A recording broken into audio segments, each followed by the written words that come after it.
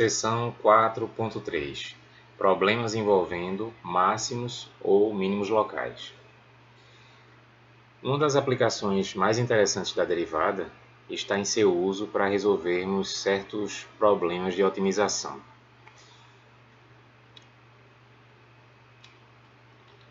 Seja f de x uma função bem comportada com derivada nula para x igual a xp, mas com a derivada diferente de zero na vizinhança imediata de x igual a xp. Essa função pode até ter derivada nula também em outros pontos, mas na vizinhança imediata de xp, a derivada é diferente de zero, certo? Nós estamos supondo isso. Então, num pequeno intervalo que inclua o ponto x igual a xp, a derivada é nula apenas neste ponto, x igual a xp. E daí nós temos quatro possibilidades apresentadas aqui nessas quatro figuras. Para entendermos essas possibilidades, devemos lembrar da interpretação da derivada como coeficiente angular da reta tangente ao gráfico da função. Quando uma derivada é nula, a reta, e ela é nula só num ponto de um pequeno intervalo, que é o que estamos supondo aqui, a reta tangente ao gráfico da função naquele ponto do gráfico, ela é horizontal, ou seja, paralela ao eixo x. Certo?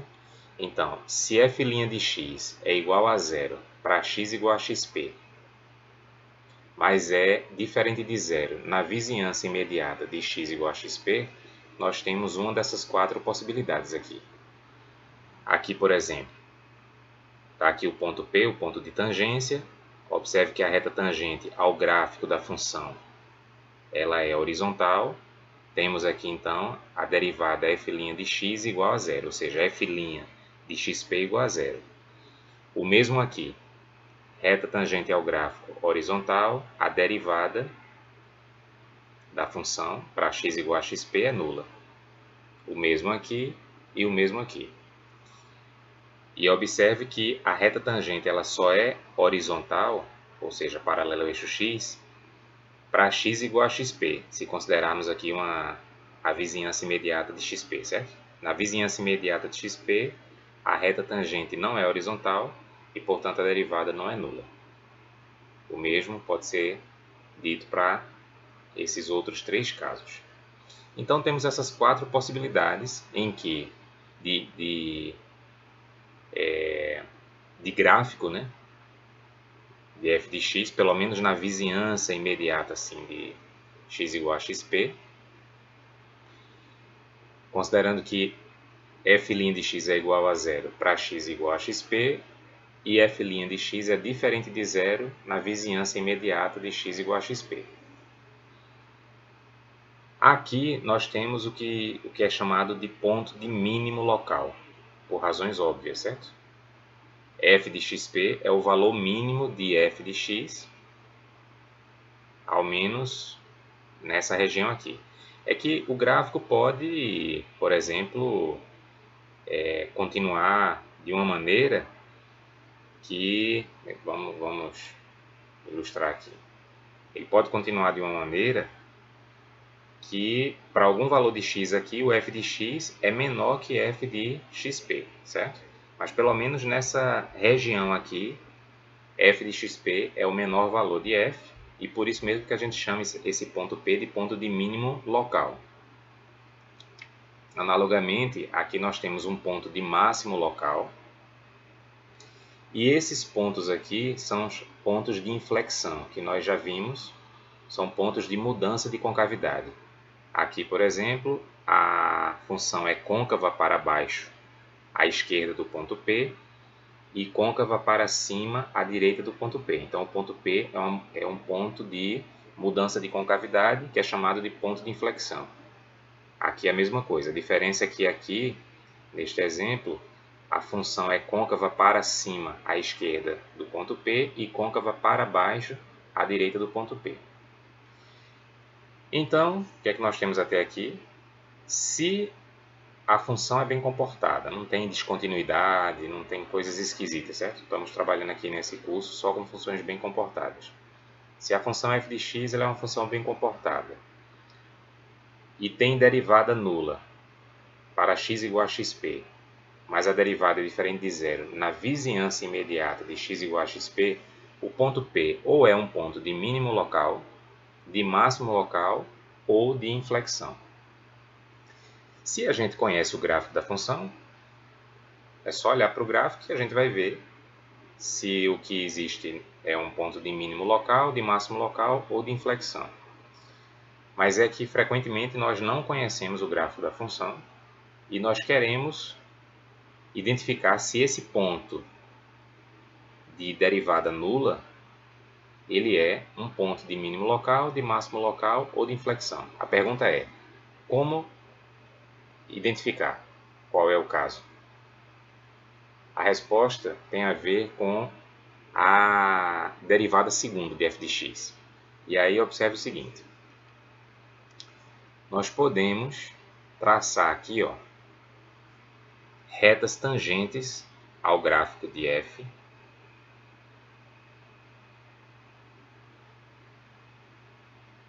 Essa reta aqui é tangente ao gráfico neste ponto, certo? Vamos traçar uma segunda. Temos essa outra reta aqui tangente ao gráfico, neste ponto aqui. E vamos traçar mais algumas.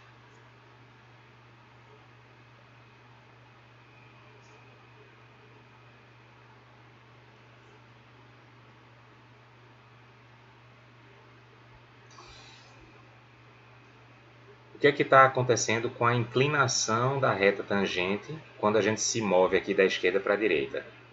Ou seja, quando a gente aumenta o valor de x. A inclinação está aumentando, certo? Você lembra que a inclinação da reta é a tangente do ângulo que essa reta faz com o eixo x. Esses ângulos aqui dessas duas primeiras retas são negativos, suas tangentes são negativas. Esses dois aqui são positivos, suas tangentes são positivas. Então você tem coeficientes angulares que estão aumentando. Vamos colocar alguns números só para facilitar a explicação. Digamos que esse coeficiente angular aqui é menos 5, esse aqui é menos 3, esse aqui é 0, com certeza, esse aqui é 3, esse aqui é 5. Então nós temos menos 5, menos 3, 0, 3, 5. O que é que está acontecendo? O coeficiente angular está aumentando. Mas o coeficiente angular da reta tangente é a derivada de f de x, naquele ponto. Então significa que a derivada está aumentando quando cruzamos aqui o ponto P, certo? Quando cruzamos o ponto P da esquerda para a direita, a derivada de f de x está aumentando, ou seja, f' de x está aumentando. Se f' de x está aumentando, sua taxa de variação é positiva, certo? Então nós podemos escrever que df' de x dx para x igual a xp, neste caso aqui, é maior que zero, certo? A taxa de variação da derivada aqui é positiva. Um raciocínio análogo aplicado aqui a esse segundo caso leva à conclusão de que a taxa de variação da derivada da função para x igual a xp é negativa. Vamos fazer uma construção análoga. Vou esboçar aqui algumas retas tangentes. Aqui está uma, segunda, uma terceira,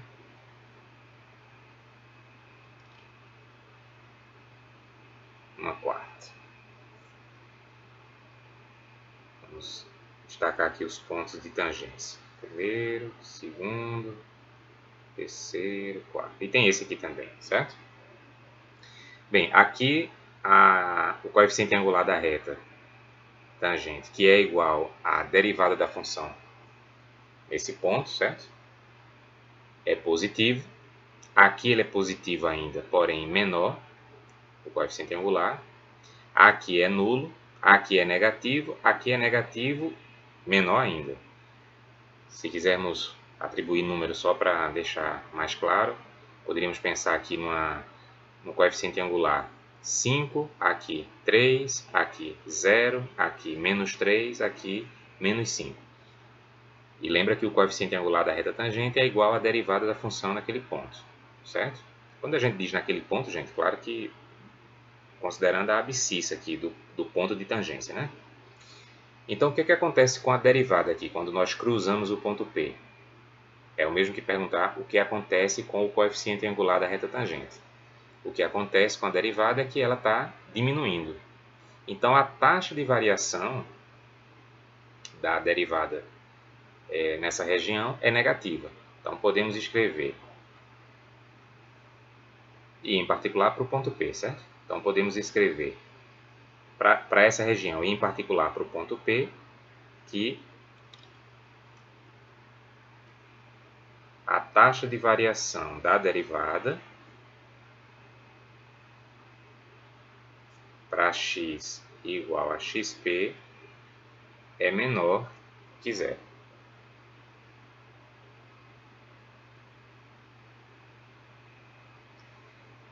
Isso aqui pode ser reescrito assim, ó.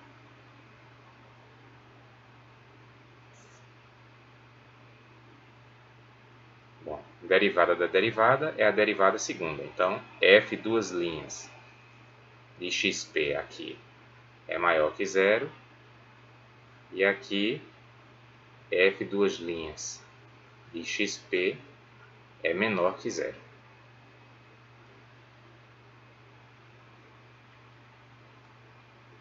Então, até aqui, o que é que nós podemos concluir?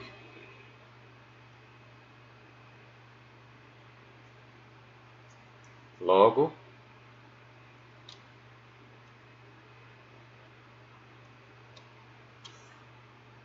f duas linhas de xp maior que zero implica que nós temos o quê? Um ponto de mínimo local.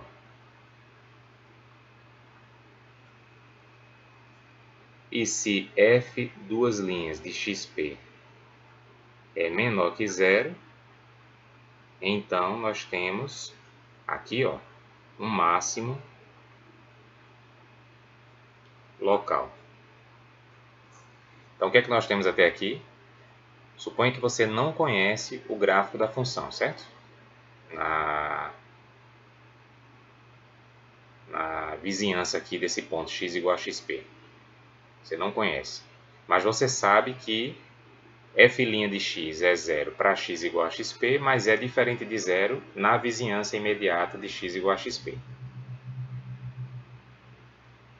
Essa análise que nós fizemos nos leva a concluir que se a derivada segunda, calculada para x igual a xp, é positiva, nós temos, com certeza, em P, um mínimo local. Se a derivada segunda, calculada para x igual a xp, é negativa, nós temos, no ponto P, com certeza, um máximo local.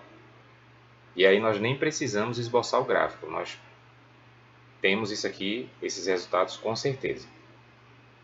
Agora, o que acontece se a derivada segunda para x igual a xp é igual a zero? Aí, infelizmente, nada podemos concluir, porque ainda poderemos ter um ponto de mínimo local, um ponto de máximo local ou um ponto de inflexão. Isso é algo que a gente vai explorar no exercício 38, certo? Então, esse tipo de teste não nos leva à conclusão de que nós temos um ponto de inflexão, por exemplo, certo? Ele apenas nos leva à conclusão de que nós temos um mínimo local, quando é o caso, claro, ou que nós temos o máximo local, também quando é o caso. E isso aqui não é para ser memorizado, tá, gente? Porque veja, tenta praticar a visualização de como essas retas tangentes têm sua inclinação modificada. Num caso assim e num caso assim. Dá para ver, ó, se você se dedica um pouco, que quando temos um ponto de mínimo local, a inclinação da reta tangente aumenta quando cruzamos o ponto P da esquerda para a direita. Logo, trata-se de uma taxa de variação positiva. Logo, a derivada da derivada é positiva, já que a derivada é o coeficiente angular, né, da reta tangente, e logo a segunda derivada é positiva. Eu estou até me estendendo aqui, mas se você estuda um pouquinho isso aqui, você chega rapidamente a essa visualização. Você visualiza um ponto de mínimo local e, por um raciocínio muito rápido, você consegue perceber que a derivada segunda para x igual a xp é necessariamente positiva. E aqui, analogamente, você consegue perceber rapidamente que a derivada segunda de f de x para x igual a xp é negativa. Tá? É bem melhor do que você memorizar e vai que falha a sua memória e você fica aí com um resultado incorreto. Certo? Claro que você pode sempre consultar, né? Mas esse exercício de visualização ele é interessante.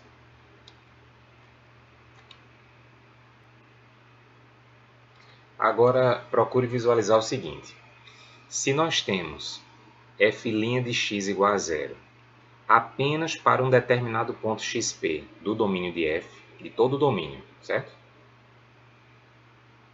E se, adicionalmente, a derivada segunda de f para x igual a xp é positiva, então esse ponto de mínimo local é também um ponto de mínimo global, ou seja, é o menor valor que a função assume. Como é que a gente enxerga isso? Veja, aqui está um exemplo.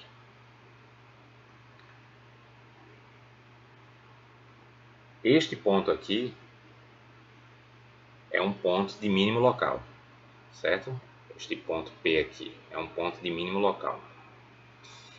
Nós temos f' de xp igual a zero e nós temos f duas linhas de xp maior que zero, certo?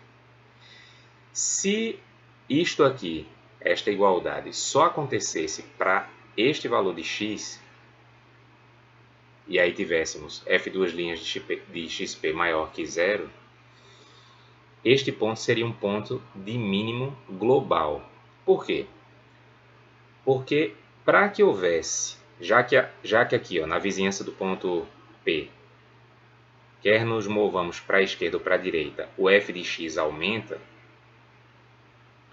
para que o f de x voltasse a assumir valor menor que f de xp, teria que acontecer algo como isso aqui. Ó. A função teria que passar por um ponto de máximo local, para daí então poder assumir um valor menor que f de xp.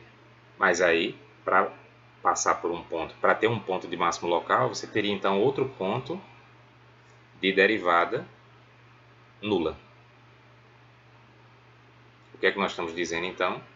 Que se a derivada da função é nula apenas para um ponto do seu domínio, que não é o caso aqui nesse exemplo, ela é nula para 2.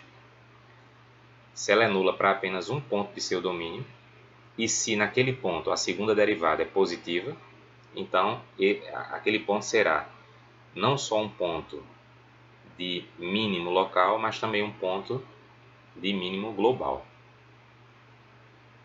Certo? Isso é importante porque quando a gente estiver trabalhando com um problema de otimização, que envolva localizar um mínimo ou encontrar um mínimo global, não basta a gente garantir que o ponto encontrado é um ponto de mínimo local. A gente tem que ver se ele é também um ponto de mínimo global. Tá? Na resolução de um exercício aqui desta seção, isso vai ser rediscutido.